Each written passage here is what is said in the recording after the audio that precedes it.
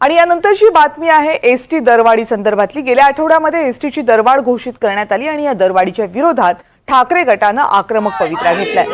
अंबादास दानवे यांच्या नेतृत्वामध्ये ठाकरे गटाने छत्रपती संभाजीनगरमध्ये या दरवाढीच्या विरोधात जोरदार आंदोलन केलं। एसटी फायद्यात असल्याचं सांगत होतात, मग दरवाढ कशाला करता असा सवाल अंबादास दानवेंनी विचारलाय। शिवाय खात्याच्या मंत्र्यांनाच माहित नाही की एसटीची दरवाढ झालीय। सचिवांनी निर्णय घेतले असतील तर मग सरकार सचिव चालवतात का असा सवालही दानवेंनी विचारलाय। खाते सांभाळण्याचा प्रताप सरनाईकांना नैतिक अधिकार नाही असं म्हणत ठाकरे गटाच्या कार्यकर्त्यांनी परिवहन मंत्र्यांच्या राजीनाम्याचीही मागणी केली आहे। या आंदोलनादरम्यान एसटीची दरवाढ मागे न घेतल्यास राज्यभरात आंदोलन करू असा इशाराही देण्यात आलाय।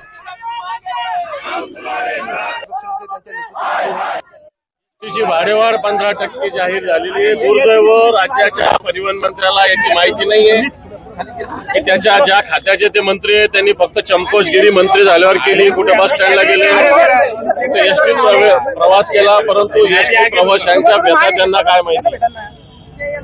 आणि म्हणून ही अन्याय आहे, कारण एसटी ही ग्रामीण भागात नवे शहरी भागात सुद्धा सर्वसामान्य माणसाचं प्रवासाचं एक मुख्य साधन आहे। आणि हे जर 15% भाडेवाढ होत असेल तर ती रद्द झाली पाहिजे, ही भूमिका शिवसेनेने घेतलेली आहे। की मंत्र्यांनी हा निर्णय घेतलाय किंवा सरकारच्या मंत्र्यांचा हा निर्णय असं तुम्ही म्हणताय, पण ते असं म्हणतायत की आम्ही घेतलाच नाही, तो सचिवांनी घेतलेला आहे। मग बरोबर, मग सचिव सरकार चालवतात ना, हे काय करतात, हे कशासाठी बसलेले तिथं?